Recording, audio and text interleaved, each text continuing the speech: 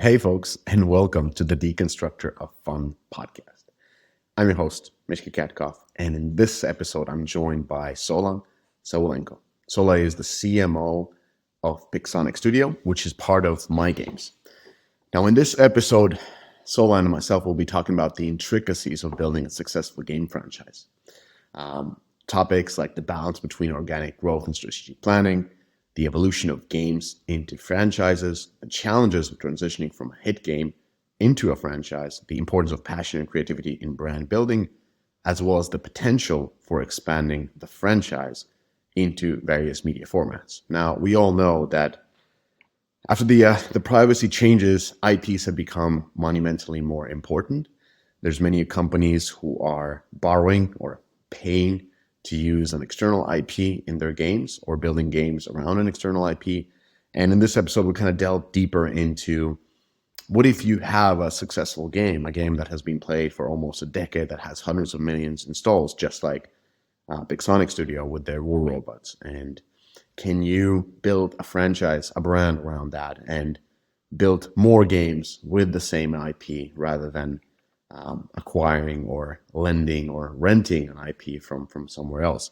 Pixonic has been doing that. They've launched several new titles with the War Robots IP, one on PC console, one on mobile with a more accessible, different type of gameplay. So we'll be talking about those and overall the topic of brands and franchises. So hope you enjoyed this podcast, and please do leave a comment, connect with myself or Sola, and subscribe to our newsletter. Our newsletter has all this and much more fun. So, anyways, without further ado, ladies and gentlemen, Sola Saulenko.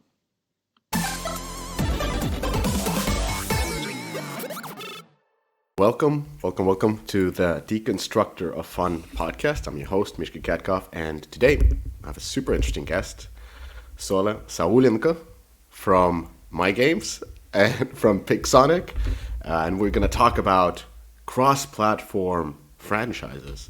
Sola, welcome to the podcast. Thank you so much. Thank you for having me. Hello, everyone.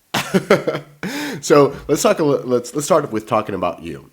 You are the CMO of Pixonic, and Pixonic is known for the War Robots, which is now a franchise. So the first title, super successful, War Robots on mobile, and now it's on different platforms. It's been launched in different countries. I think it's close to 10 years, crossed at least $500 million in revenue, seems to be growing, seems to be still entering new markets. And then as of late, you've been launching Little Big Robots, which is a more casual game, and War Robots Frontiers, which is a PC game. But before we go into how you expand to different audiences and different platforms, so you've been a CMO of Pixonic, and before that, you were at Game Insight in marketing. And can you a little bit talk about your career as a marketer? Oh yeah, I'm actually a gamer, and I do like games since my childhood. But when I was really like a small child, I didn't think that actually this could be a job for someone. And but still, like at the end of 2002, I joined a team in my native city who developed PC games. So, and that was actually the point when I entered the game industry. It was not the mobile game that time, but still it was gaming industry, and I was like a PR manager. So, and actually all of the things I learned was not because of some institute, university, and so on. Just only it was the experience, because we were like the pioneers in each and every step. And I did have a short break, tired, but then when I returned, I actually returned already into mobile game industry. It was the sunrise of this era, and it was firstly it was Crazy Panda Games, then it was Game Insight for 3 years, and in February 2021 I joined MY.GAMES. I joined our Pixonic team.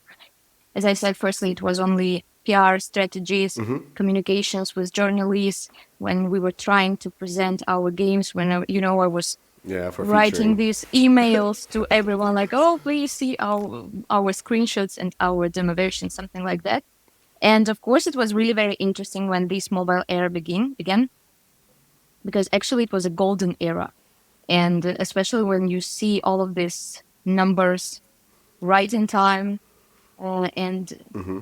especially, I mean, when you spend the money and right away you see the result of this spending. And what I'm a big fan is that actually the mobile games are not, we are more flexible. I mean that, for example, when you are developing some AAA title, you Mm-hmm. still have to see the result. And in mobile games, you can, see it just right away. For me, it is really, really very important. So yeah, it's like a few words about my career. So you've been career from communications to management Yeah. to marketing, and now chief marketing officer at Pixonic. And I'm curious Hmm. to understand, what does your team look like? Like, what are you in your team? Because Pixonic is cross-platform. You have games on PC, you have games on console, you have games going in on mobile. What does your team look like? And So actually, everything we need, we have inside. And for us, it's very, very convenient. So but still, we have our central services where we can go if we do not have the needed experience, the needed yeah, expertise. Yeah. understood. So, what does your marketing team look like? I'm very curious because, Mm-hmm. again, because you will have multi-platform approach. Uh-huh. What does a marketing team for that approach look like? Well, it divided into, of course, user acquisition team, and it's not very big. I mean, our in-house structure, it's I suppose 6 people. Guys, if you hear me and if I'm wrong, please forgive me. You know that I forget a lot of things. So it's on the performance marketing team. It is so, and we divided the sources between people. Uh, but actually, we are free if we want to try something new. Because I do understand when you are working with only one title for quite a long time on the same source, it became boring, and you just say, "Hello, it was really very nice to meet you, but I will go and join some other team." So yeah, we are trying, to mix it somehow. Um, then we have our creative production team. It's quite big because we need a lot of creatives for our user acquisition campaigns. And we also have actually insights team, in-house team. And we also have for the central marketing creative production team. And well, without them, it will be really very difficult to get the necessary quantity of the videos. And we also have our creative producers. These guys, they're like searching through the internet, they're looking for the trends, they are watching all of the reports from Sensor Tower, Data AI at Magic, and so on and so on, just to see what the trends are, what our competitors do. And they also watch a lot of videos, I mean, through Facebook, Instagram, and so on, to TikTok, because we have to find some new concepts in order to run our campaigns more successfully. We also have our PR team, which is responsible for all of the communications internally, and they also work very closely with central PR team of MY.GAMES, because we actually have to be on the same line. And there is also in my marketing team a part which we call growth team. Actually, these person are responsible for all of the questions in terms of organic traffic. So it's all about these Apple search ads campaigns, about live ops cards in Google Play, and so on and so on. But also, um, guys from growth team, they are also responsible for testing our new products because our R&D R&D team, which we also have in our studio, they're presenting the new builds which they want to test, and we run the campaigns. So it is also in hands of marketing team. So it's all my guys. I hope I didn't forget anyone. I think that's all. Yes, about exactly marketing. And still, just because we have a big marketing campaigns on big sources, we are searching for the new sources of traffic. And sometimes for us, it's more convenient to ask for help for central marketing because they already have some tests with that or that ad network or DSP or something like that. And we just can ask them like, guys, please help us to run this test exactly on war robots. And when we see the results and the results are okay, we will run this with all of the money we have. And when you say that we have this like cross platform, that we have our Steam version of War Robots and our PC version, of course, we're also trying to buy traffic for these platforms. But definitely it is still challenging to do this on Steam. But we never give up. And I hope that someday we'll do this as good as we always do on another platform. And we're thinking like, we are still searching for the best way how to scale our marketing spend for our PC version. Of course, there are some difficulties, but like we are on our way to success with that. Yeah, that's so. It's really interesting when you're explaining your marketing team, because just to understand how it looks like for a product and a franchise that has been out there for a very long time. So you must have insane amount of different types of creatives that you can use from the past like almost 8 years. And now because you're on so many different platforms, because normally we think about like, well, what kind of strategy we use on TikTok, what kind of strategy we use on Instagram and Facebook and so forth. But now you're going also in a PC world.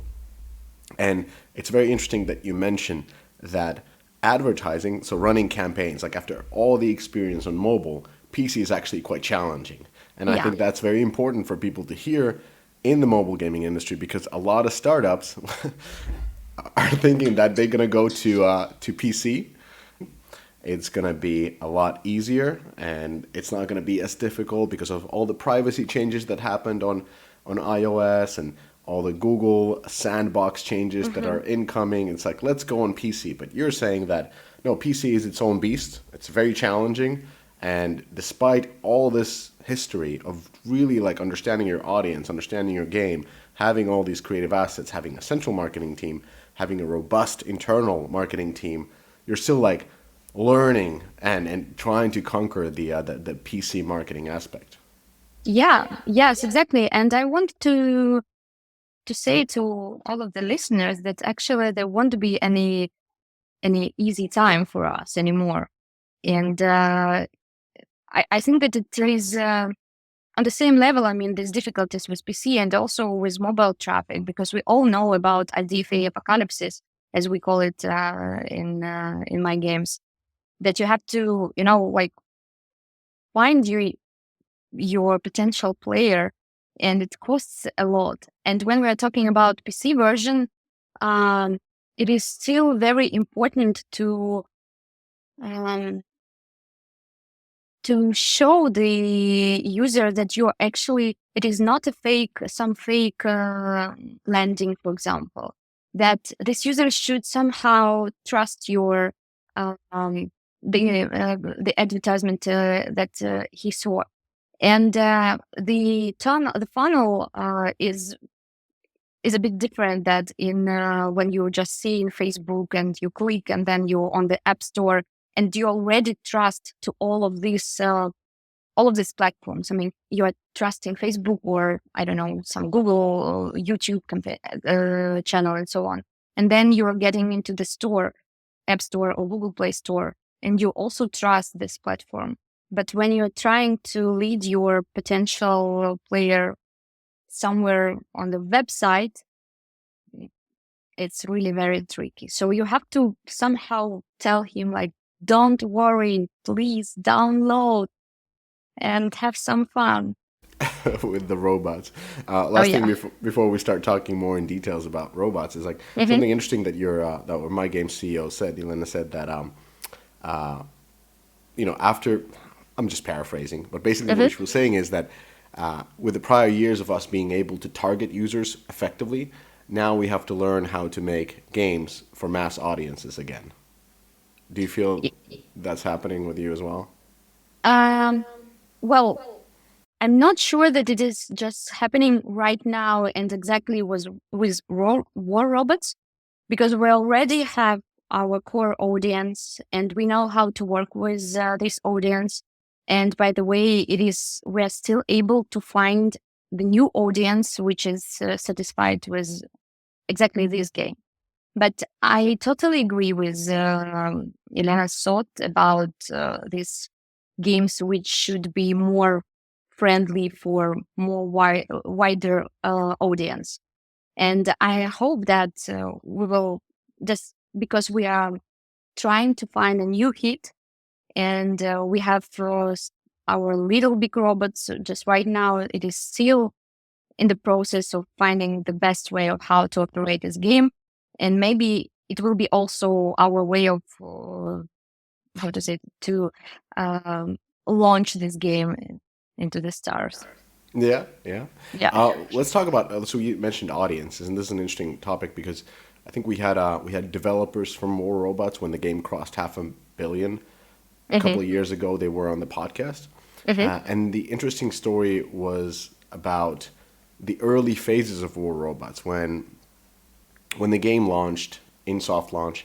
It had appalling KPIs. So I forget what the retention numbers looked like, but I think it was like lower than 20% D1, something like that, which is like a death It, blow for anything.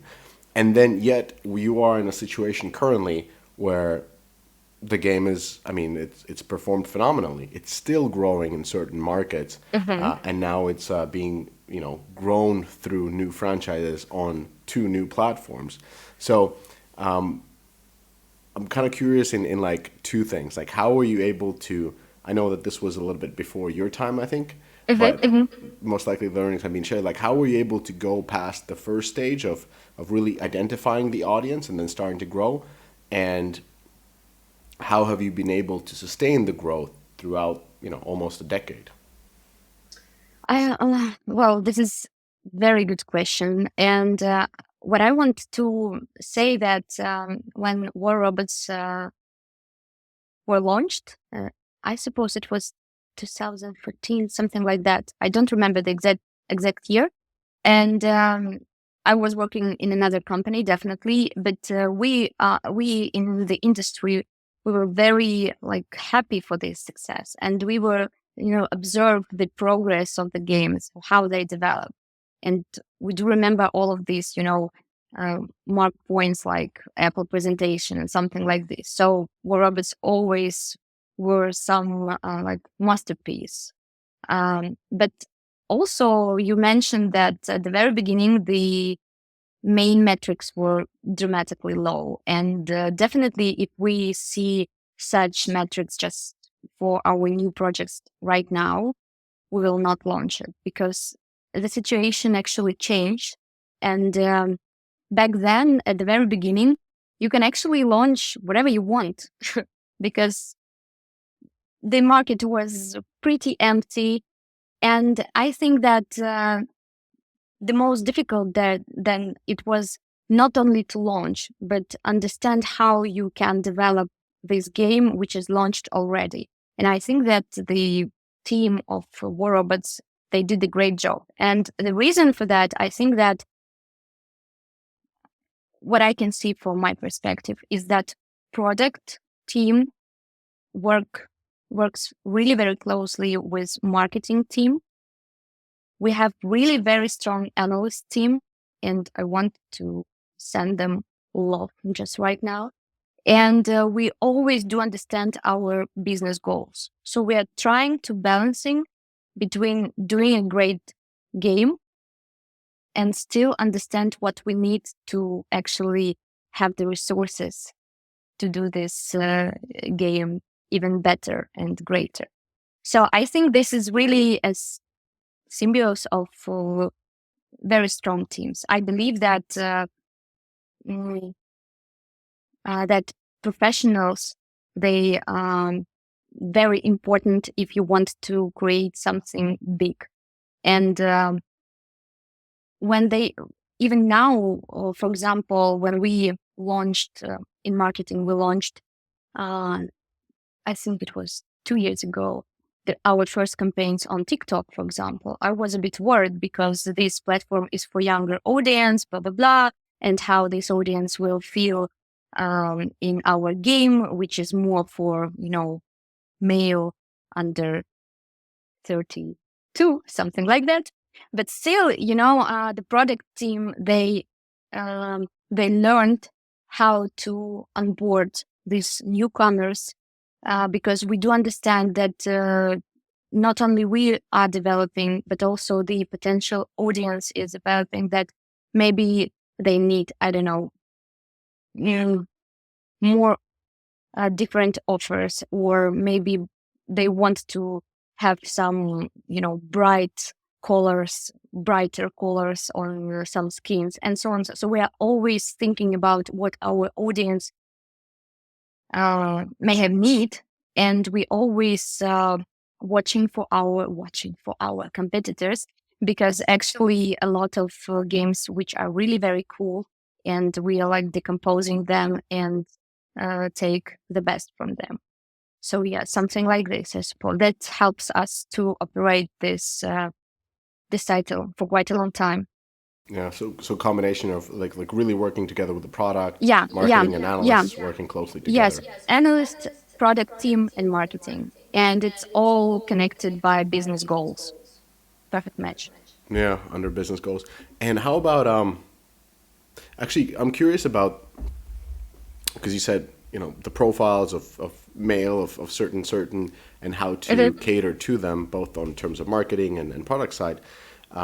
I'm curious if you use any kind of specific tools, or is it that in-house user research that gives you the insight into those users? Well, yes, we always do some kind of surveys. And this is our community team is responsible for that. And I hope that we will also do this with the big platforms like Google, for example, because they have the tool, like the exact tool, when you actually can ask the potential audience or the audience which is already played your game, whatever you want. But still, for us, it is very important to understand the needs of our existing audience. So yeah, quite often we run the surveys, especially after the updates. We work closely with the support team, because actually this is the front line, and they have these guys there, like also my hugs and kisses for them, because they are the first one who gets these comments, which are not always with love, because love is silence, silent. Yeah, and we are trying. We gather all of this information. We do the analysis, and we are trying to rework it and to implement really important things into, I don't know, next or the build after the next one, because of our big backlog. But yeah, we are listening to our audience. I think it's very important, because our game is also our audience. Of course, understand. And it's, being in development, I understand it's easier and, I don't know, more fun to develop against certain profiles than against mass of numbers. Like I don't know if you use those sort of a user research profiles where you have bucketed at certain types of users.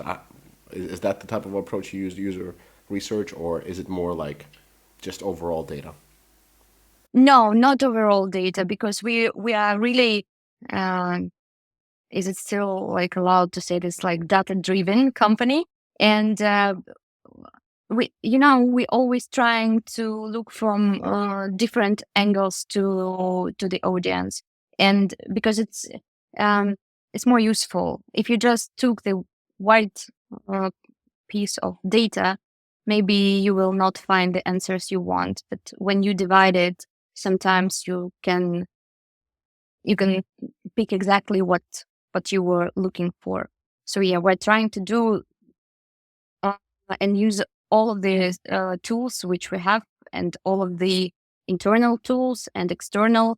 Because, for example, it is this instrument, Insights Finder, by Google, and you actually can see, for example, which are the interests on YouTube for your audience. For example, in United States or any other country. And just because you are searching for that, you start to understand, and maybe you will also implement this information somehow into your creative strategy or into the strategy of your community. So yeah, we are always trying to gather as more information as possible legally.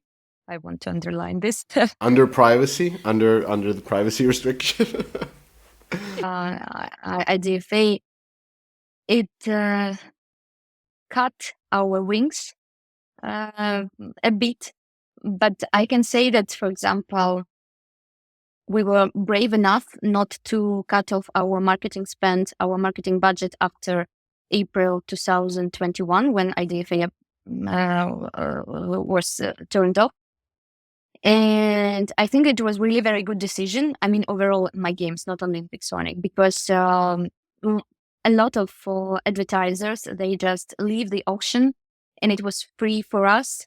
And we created some workarounds inside to learn more about the users, how to optimize our campaigns. So yeah, we are good, but of course, it was a bit easier before. Yeah, for sure.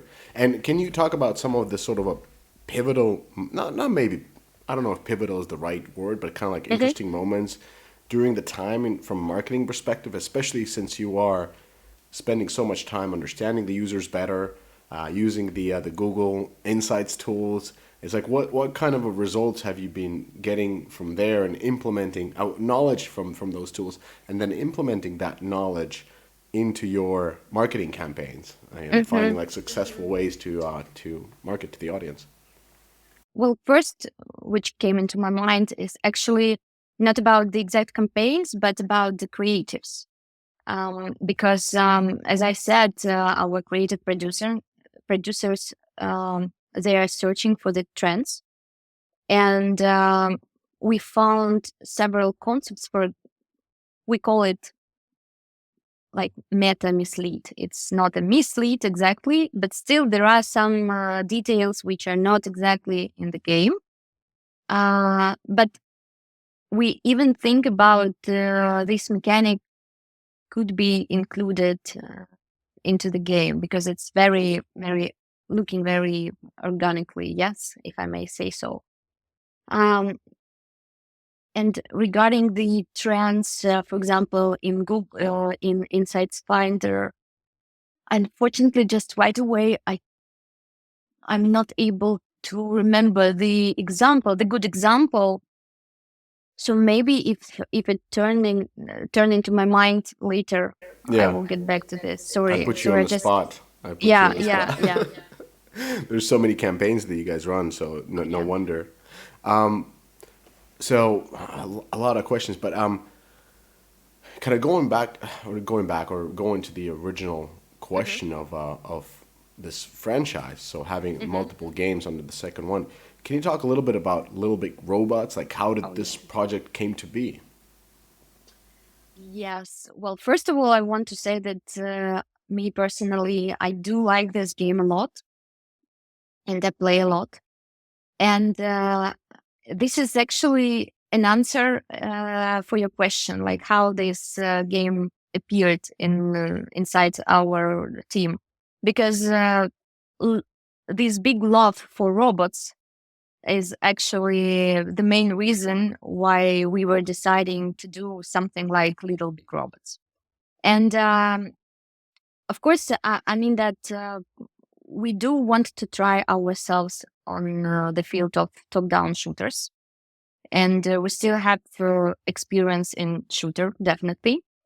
And just because all of the team, I mean all of the team, not only marketing, not only the product team, but even the financial team, we just adore our robots. So for us, it was very natural that we decided that the character of this game would be small robots, which are more, how to say this correctly, which are more for exactly for white audience. And it's cartoonish and very funny. And we decided that it would be really very nice if we can actually take some abilities or behavior or weapons from the big robots and just make them a little more funnier and implement into the new genre, but with the same characters which we really love. So I do understand that I sound a bit this very happy, esoteric person. Oh my God, love is everything. But this is true because all of our team, we are very fond of our main robots and we want to put them wherever we can. So this was actually the first reason. But still, I want to say that um, business is business, yes, but our games should be really great. So we have to, how to say this, if someone inside the team has the concept of the game, which is could be not only the game of his dream, but also can definitely earn some money. We will always try to, I don't know, make the first build and to test it and so on. And when we see the good metrics, we are ready to continue development. So this was how the little big robots appeared. So it was not like, we were sitting in the meeting room and decided like, okay, so what will be our next big thing? Oh, let's create something like this. No, it was very, very, very natural inside the team because we have a lot of like game jams and a lot of brainstorms. And then, it was only 2 people, then 3 people, then they code something, then they show something, and then we understand that actually this could be our potential hit game. So we decided to continue development. And after that, when we've gathered the first metrics, we understand that, okay, let's focus on that. Do you use any kind of, do you look at any kind of audience affinity? And of course, I understand that Mm-hmm. games come up organically, they have business potential, they have Mm-hmm. excitement around them, Mm-hmm. and they get there. But how about the audience? Because knowing War Robot's audience so well, it was the goal with Little Big Robots, which is, it's a top-down version, and the first Mm-hmm. one is a third-person shooter version. So is the goal to kind of expand to a more casual, not even casual, but younger audience? Seems like Yeah, it's not for a more casual, younger. but yes, not casual, but younger. I mean that for us, it was also the way, and it is also the way of diversification, because we it will be impossible to gather all of the audience inside only one game. And we have these young people who actually can be also our core audience, but not in the War Robots Mobile. So we have to uh, mm, suggest them something. And for us, it's the way of getting the new audience into the game and to make our portfolio not focused only on the one piece of audience. I mean, this male under 32 and further. Understood. And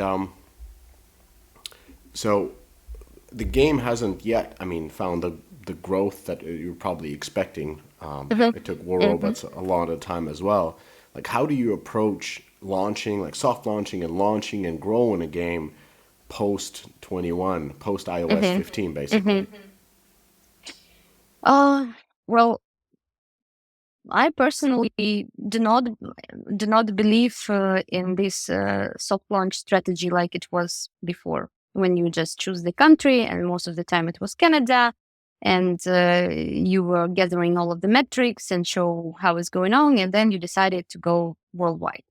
What I believe is that we all understand that, for example, our main market is United States. So we have to test our game on the audience, which will be really very useful for us in the future. So I think that we were open for the whole world.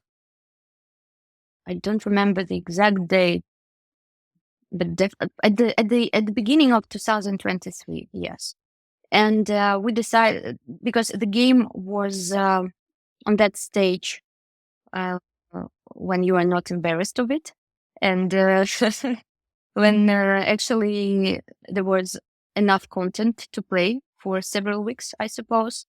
And we have to run this test with marketing campaigns, with like what we call sustain marketing campaigns, which were going every day with some kind of optimization, without optimization, just to check our progress between build over build.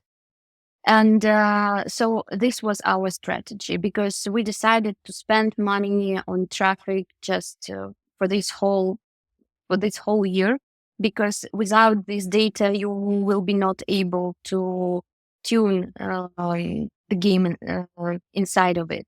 So we are still like gathering this data, and yeah, you say that we're like not yet found our growth, but I hope that this year of testing will be enough for us to understand everything which we actually wanted, and to make this construction better.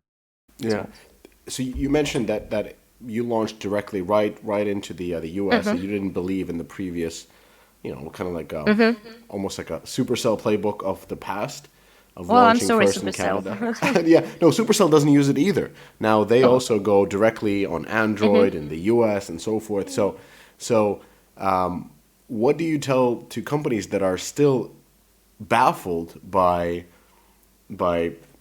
starting a soft launch in the core market? I know Mm-hmm. Rovio has done it for, I don't know, past 5 years. They always started in the U.S. and people were like, "What are you doing? You're destroying your golden cohort. You're doing this. You're doing that." And so, like, what would you say to people who don't believe in this strategy of going to the primary market right away?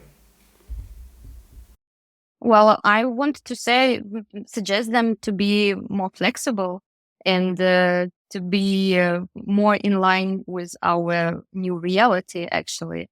That you actually can just waste your time buying users, for example, in those countries which will not be your focus for the next, I don't know, 3 years. Uh, so for me, it's like it's a common sense. We have to understand how exactly these people will behave in our game, which is good for them, which is not, when they are satisfied and when they are not. We want to get the reviews from them.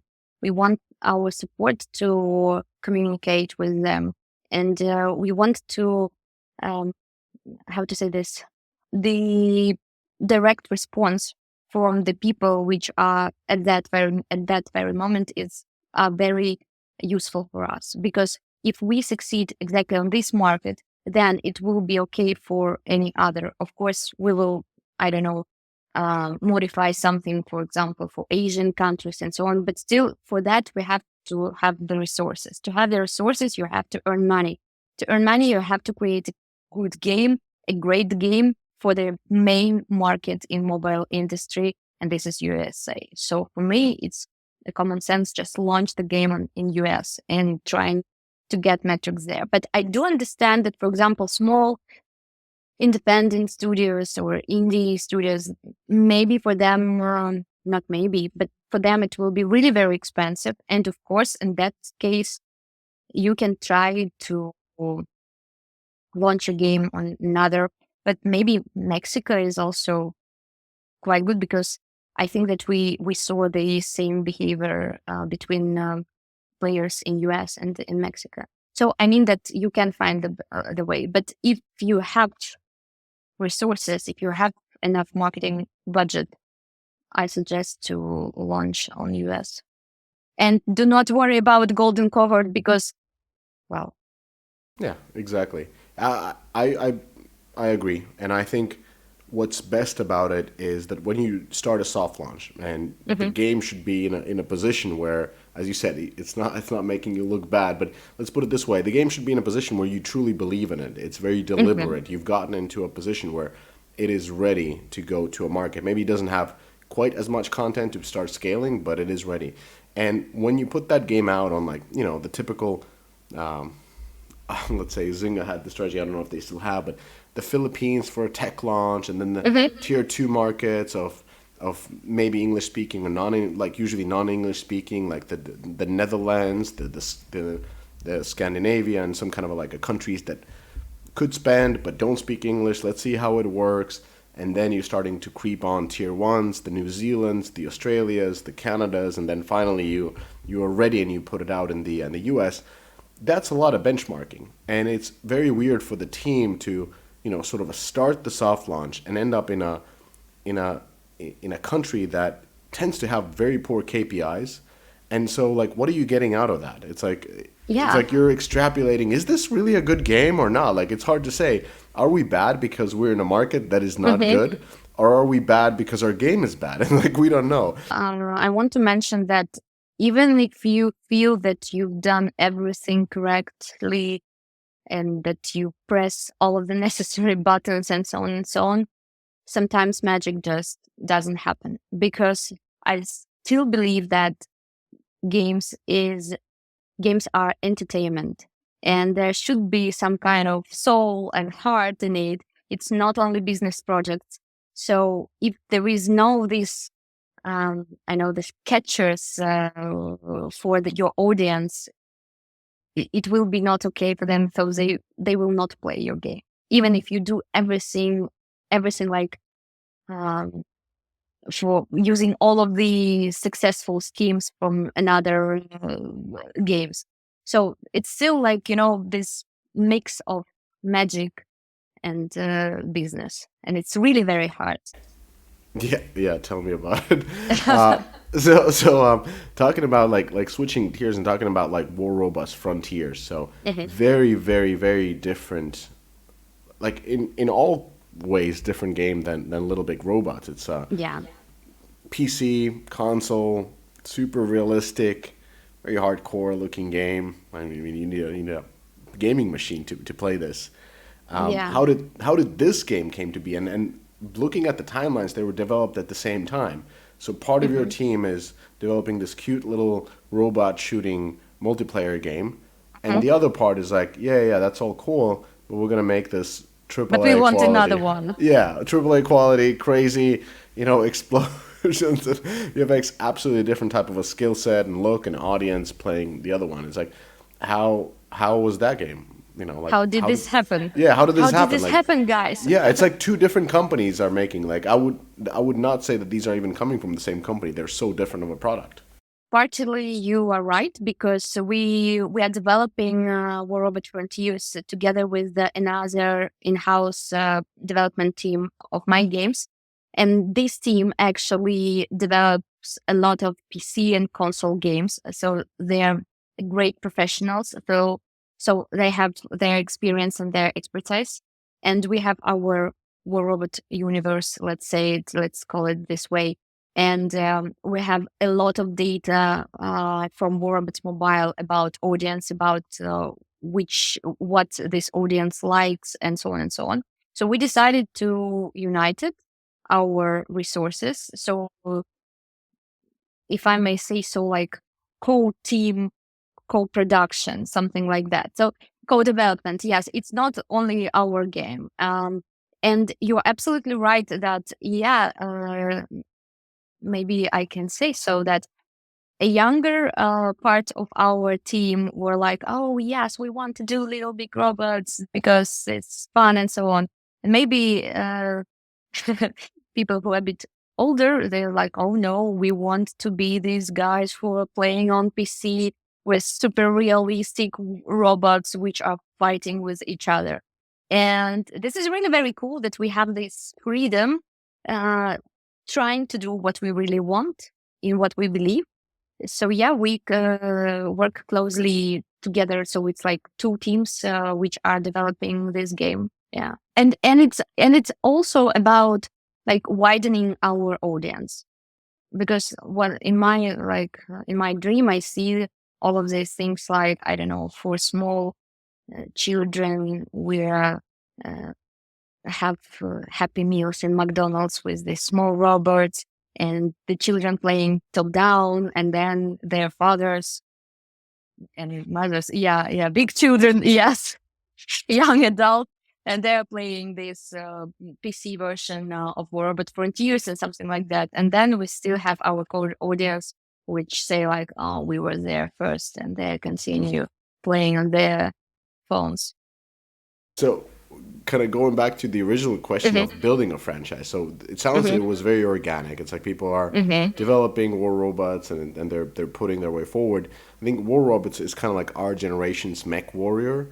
So like another classic franchise in terms of fighting war robots, but Mm-hmm. starting a franchise like do you like how do you start it? Is there like a decision to be made, like, no, now we're going to focus on robots and going to bring them on all the platforms, we're going to think of the audience, and we have to build a cohesive narrative around which the war robot universe, like the Marvel universe, like everything is happening here, this is the timeline for this is the timeline for that. Is that the type of a thing how you start a franchise, or is it more like organic, like your game development, where people just have ideas? Yeah, I'm an honest person. So, yeah, I would say that actually it was organic. And I think that is because when you're talking about like Marvel universe, it's been on market, I don't know exactly how many decades. And I'm pretty sure that at the very beginning, they were not thinking about how big they would be in the future. And so I think that they start, I hope that it is true, some kind of like organically.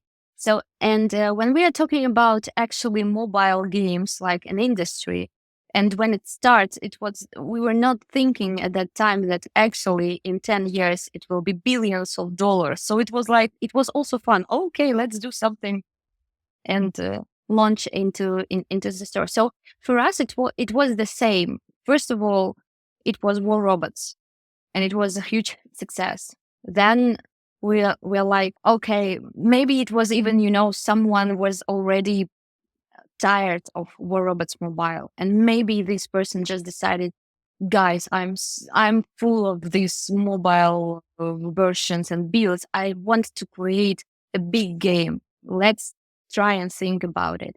So yeah, for us, it's more like organic way of building this franchise, and we're still at the very beginning, because a lot of things we have to think of, and but still at the same time we have our um, our trailers which are telling our audience the story of War Robots universe, what will happen next, how all of these things happen in the past, and what was the reason for that. And I want to make a spoiler for our listeners that next year it will be 10 years anniversary for Orbit Mobile. And actually, we are already planning a lot of activities which are connected exactly with the story, with the history. And actually, this is our way of building the franchise.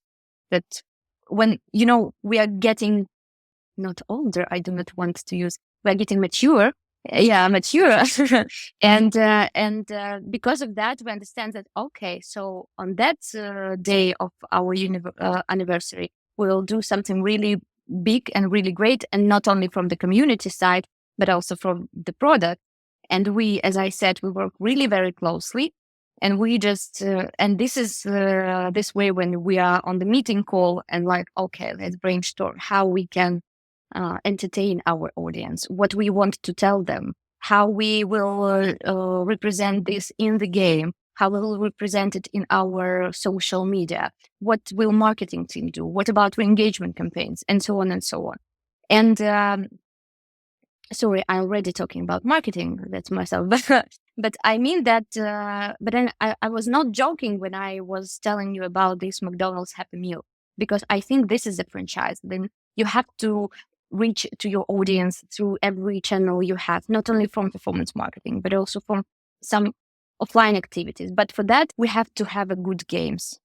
And I mean that we're still at the very beginning. And when we see, I do not want to use if, but when we see the good results, I think we will be ready to our next stage. Like, okay, let's buy, I don't know, some video on Super Bowl between matches. So something like.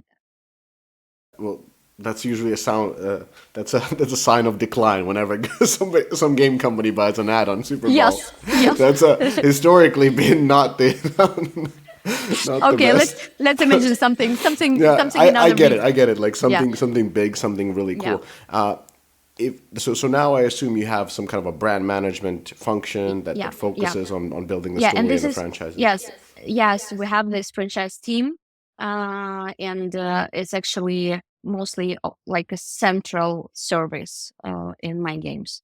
And just because we're working closely, yeah, and because they always can ask us about, for example, oh, do you have some insights about your audience regarding this or that? And we say, okay, we can actually launch the survey in our inbox and we can ask our players. So yeah, we're working really very closely. Yes, yeah, and especially working with different types of partners, whether they're the McDonald's or the Hasbro's of the world. Mhm. What they are looking for is longevity and a future plan. And you have now the longevity, and you're working actively on making the future plans happen. So Mhm. so that of course opens up to the franchise teams. I've visited big studios, and they have their small franchise teams with the Mhm. toys and the T-shirts and all kinds of cool stuff that And we comes along. actually we were like trying this thing because I think maybe it was 2 years ago when we launched our like branded T-shirts on, I think it was Amazon, with our robots for our actually players. They can buy them. It was not very successful, but still for us it was just first step. Like, what can we do? What will be the reaction? Where we fail? And what we learn from this, and how we can develop it into our future activities. So yeah, we're trying. Yeah, makes all the sense. Mhm.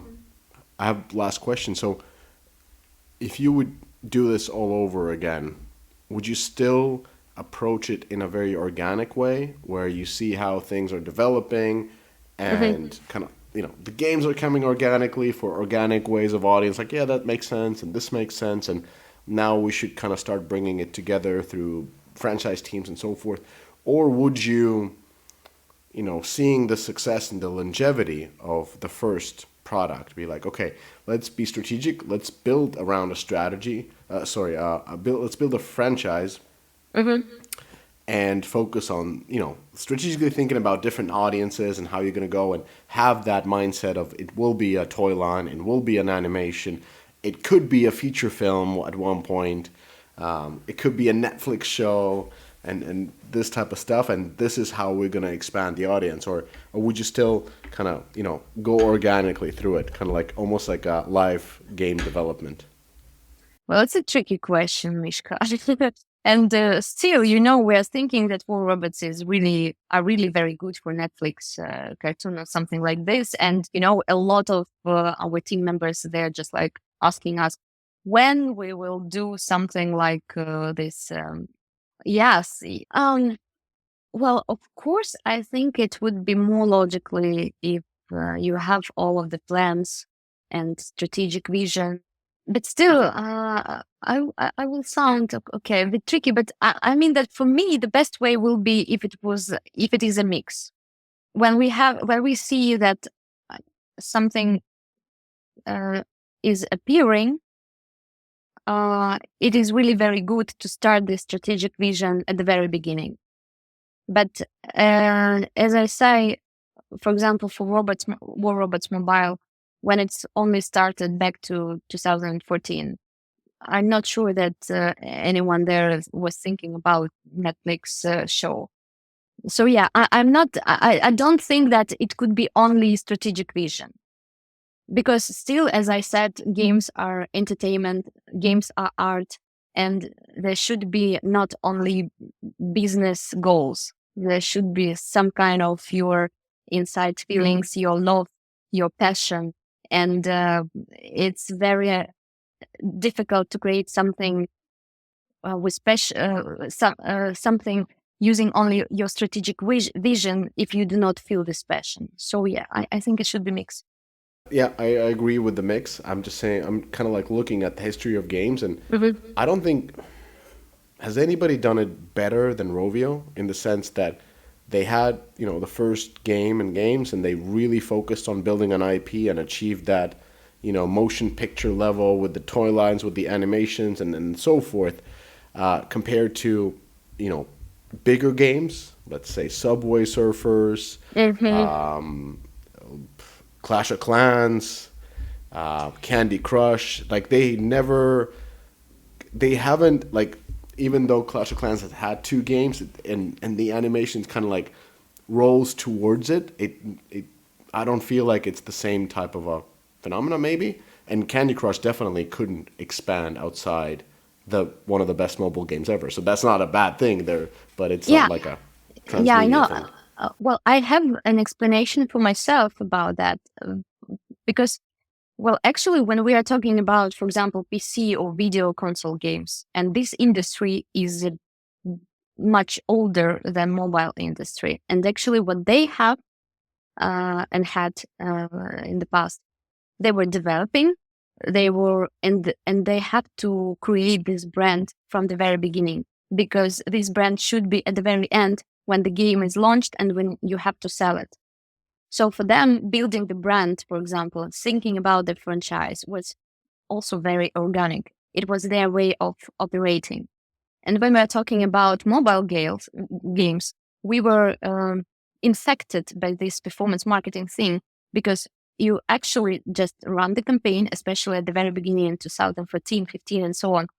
And you just see the result right away. We were not thinking about creating the brand. We were, maybe that time we were thinking that this performance marketing golden era will continue endlessly, but it's not. And maybe now for us, like mobile games developers, is the time to start thinking about brand actually. And just because, for example, I was working also with PC games back then, I do understand this kind of thing, and I'm pretty happy that now in mobile games we're also thinking about it. But still, even I, who had this experience, for me, it's sometimes really very difficult to start thinking about, I don't know, some branding campaign, because it's not like performance marketing. So I think that this is the distinction between big games and, PC console games and mobile games, because they will see the result only after they launch of the product, when they went to the stores and when people will start buying it. And before that, they have to create this strong desire to have this game. And I fully understand like it when it comes to it that you don't want to focus too much on the brand when you don't have a successful product. Like you have Yeah, to have yeah, a also, successful yeah, product yeah. first. But I'm just wondering that when you have a successful product, and we mean a product that can easily sustain 10 years, like Hmm, hmm. we can see it, this is sustainable.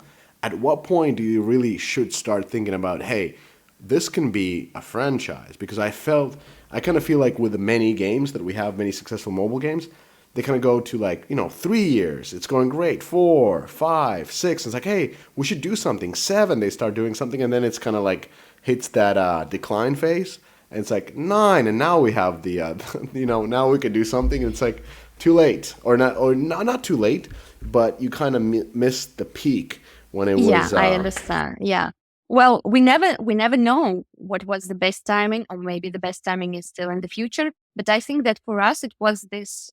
Well, I think that maybe 3, 4 years ago, we were start thinking about, okay, this is quite serious.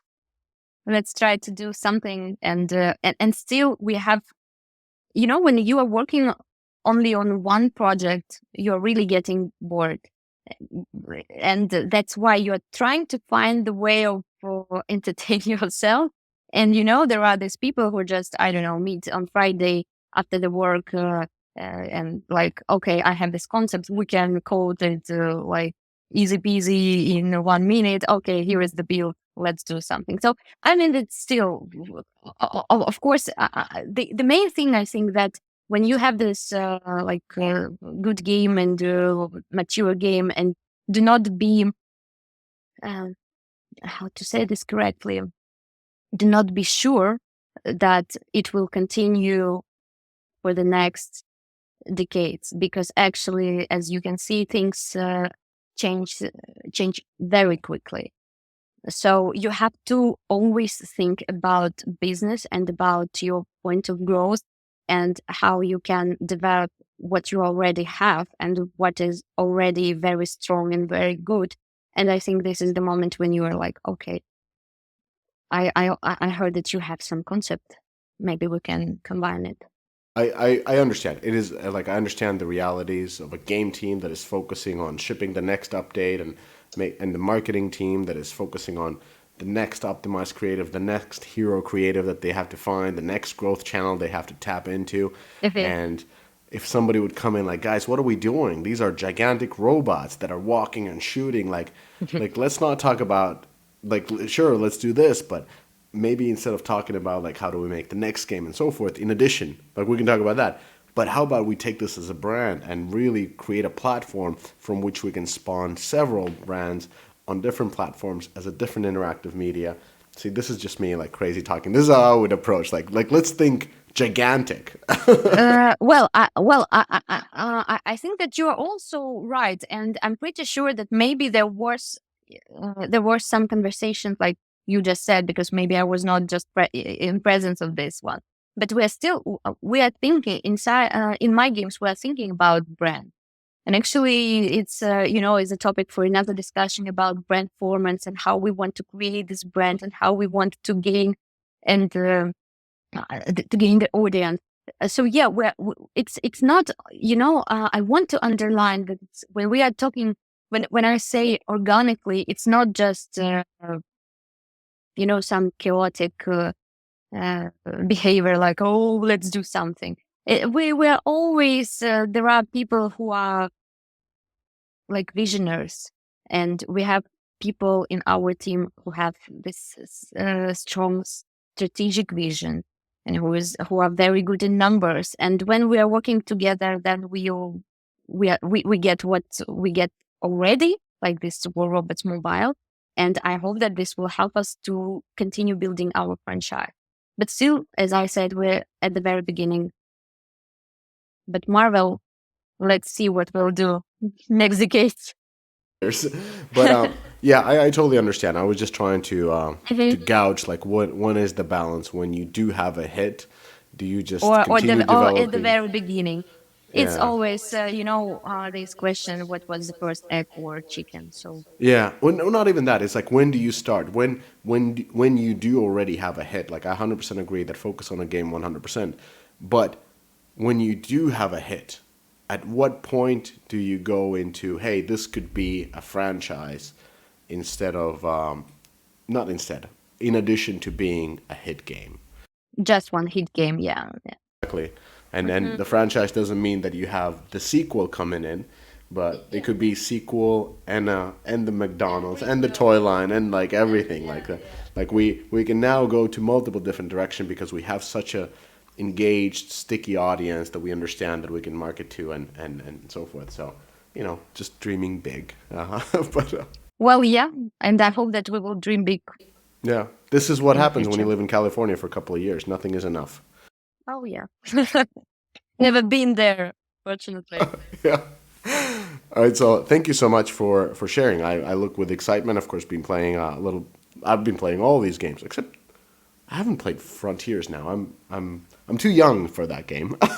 Well, it is now a free weekend on Steam, guys. I saw it. It's a free weekend. All the packages are being sold. So very interesting to see how you cover all these platforms and most importantly how you build a brand around such a such an, I would say, a natural concept. Mech warriors. It's very very simple, very cool, very fun, and you've been able to catch different type of audiences with the PC, with the classic mobile version, and now the funny mobile version, the casual one, Yeah. or casual Yeah. younger one. Thank you so much for the for sharing all the knowledge and the history, Thank you. and Thank you. thanks everybody for listening. Catch you later.